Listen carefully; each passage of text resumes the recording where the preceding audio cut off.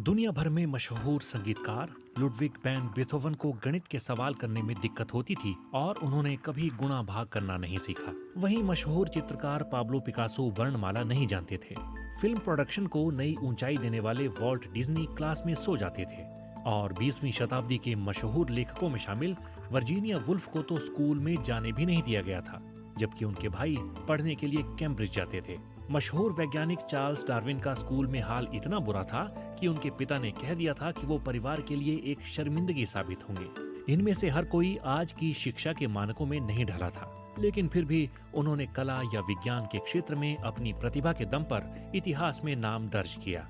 यहाँ तक कि आज के जीनियस लोगों जैसे कि बिल गेट्स, बॉब डिलन या ओपरा विनफ्रे की भी पढ़ाई बीच में ही छूट गई थी या उन्होंने खुद छोड़ दी, लेकिन फिर भी उन्होंने अपने अपने क्षेत्रों में सफलता हासिल की है। अमेरिकन म्यूजिकोलॉजी में प्रोफेसर डॉक्टर क्रेग राइट ने इतिहास और वर्तमान के प्रतिभाशाली लोगों के अध्ययन में 2 दशक से ज्यादा बिताए हैं। हाल ही में उनकी किताब प्रकाशित हुई है, the hidden habits of genius, beyond talent, IQ and grit, unlocking the secrets of greatness. इस किताब में उन्होंने 14 ऐसे लक्षणों के बारे में बताया है जो प्रतिभावान लोगों में होते हैं। जीनियस की परिभाषा। प्रतिभाशाली यानी जीनियस की परिभाषा अलग अलग लोगों के अनुसार बदलती रहती है। डॉक्टर राइट के लिए जीनियस का मतलब है वो जिसका ज्यादा से ज्यादा लोगों पर और सबसे लंबे समय तक सबसे ज्यादा प्रभाव हो। येल यूनिवर्सिटी में सालों से जीनियस कोर्स पढ़ाते हुए राइट ने देखा है कि कई विद्यार्थी इस बात से असहमति जताते हैं कि pop singer Lady Gaga genius का एक समकालीन उदाहरण है या इतिहास में सबसे ज्यादा ओलंपिक मेडल वाले एथलीट जीनियस नहीं है। जीनियस होने से जुड़े विभिन्न पहलुओं पर डॉक्टर क्रेग राइट से बातचीत की गई। उनसे पूछा गया, रॉयल स्पेनिश एकेडमी की डिक्शनरी में जीनियस की परिभाषा है नई और सराहनीय चीजों को बनाने या आविष्कार करने की असाधारण मानसिक क्षमता। आप इस बारे में क्या सोचते हैं? इस पर डॉक्टर क्रेग कहते हैं कि मुझे लगता है कि ये सीमित परिभाषा है। मैं इसे कहूंगा जीनियस होने की शक्ति, क्योंकि उसमें जीनियस होने की क्षमता है, लेकिन वो अभी जीनियस नहीं है। इस परिभाषा को लिखने वाले शिक्षाविदों का कहना है कि जीनियस होने के लिए आपको जो करना होता है वो है मूल विचार के लिए अपना दिमाग इस्तेमाल करना, जिसमें रचनाकार का अपने तक विचार रखना भी शामिल है। लेकिन अपने तक विचार रखने पर विवाद हो सकता है, इसलिए मैं अल्बर्ट आइंस्टीन की वो तस्वीर याद दिलाना चाहूंगा जिसमें वो एक द्वीप पर अकेले थे। वहां होने पर उन्हें पता चला कि E=mc² और वो वहां सामान्य सापेक्षता और अन्य चीजों पर सोच पाए।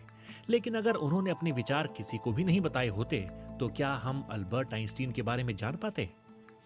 शिक्षाविदों की परिभाषा के अनुसार आइंस्टीन तब भी जीनियस होते, लेकिन मेरी परिभाषा के अनुसार नहीं, क्योंकि तब उनके विचार का किसी पर कोई असर नहीं पड़ा होता। ये कुछ ऐसा है जो एक तरह की दार्शनिक बहस को जन्म देता है। डॉक्टर क्रेग से पूछा गया, जीनियस को परिभाषित करने का कौन सा तरीका सही नहीं है? वो कहते हैं कि जैसा कि मैंने अपनी किताब में बताया है, IQ को अत्यधिक महत्व दिया गया है। मानकीकृत बुद्धि परीक्षण एक खास तरह की क्षमता को मापने के तरीके होते हैं जो ज्यादातर आनुवांशिक होता है। सदियों से महान व्यक्तियों का अध्ययन करके आप देख सकते हैं कि वो बुद्धिमान थे, लेकिन जरूरी नहीं कि उन्हें IQ टेस्ट में उच्चतम परिणाम प्राप्त हुए हों, जैसे 140 या 150। इसका मतलब है कि आपको खेल का हिस्सा बनने के लिए बस औसत से ज्यादा IQ की जरूरत है। लेकिन तब और भी कई कारक और प्रेरणाएं काम करती हैं जो किसी को महान बनने और दुनिया को बदलने की दिशा में ले जाती हैं।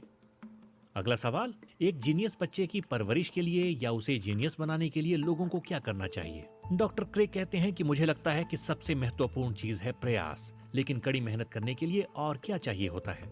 सही मायने में प्रयास अपने आप में एक इंजन नहीं, बल्कि ये अन्य आंतरिक प्रेरणाओं की बाहरी अभिव्यक्ति है। जुनून एक ऐसा इंजन है जो कड़ी मेहनत के रूप में बाहर आता है और ये किसी चीज के लिए प्यार से लेकर उसकी सनक तक हो सकता है।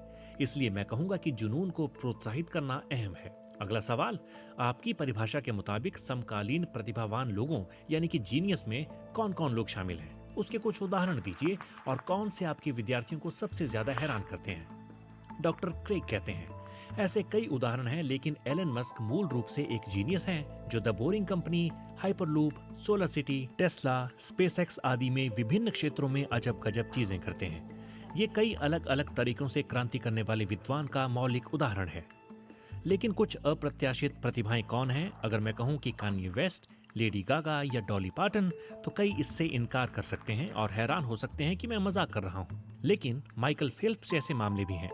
जब माइकल फेल्प्स पूल में उतरते हैं तो उसी लेन में दूसरों से ज्यादा तेज गति से तैरते हैं, लेकिन कोई उनसे तेज भी हो सकता है क्योंकि उसके शरीर का प्रकार अलग हो सकता है और आज पोषण और प्रशिक्षण भी बेहतर होता जा रहा है। लेकिन जैसा कि स्पेनिश एकेडमी में कहा गया है कि इसमें कोई बौद्धिकता नहीं है, तो ये इस तरह है कि पिंजरे में बंद एक चूहा तेज दौड़ रहा है। मुझे लगता है कि जीनियस होना पिंजरे में बंद चूहे या पूल में तैर रहे तैराक से ज्यादा है। डॉक्टर क्रेग राइट के अनुसार प्रतिभावान लोगों की 14 आदतें या लक्षण इस तरह से हैं। पहला, कार्यनीति। दूसरा, लचीलापन। तीसरा, मौलिकता। चौथा, एक बच्चे की तरह कल्पना।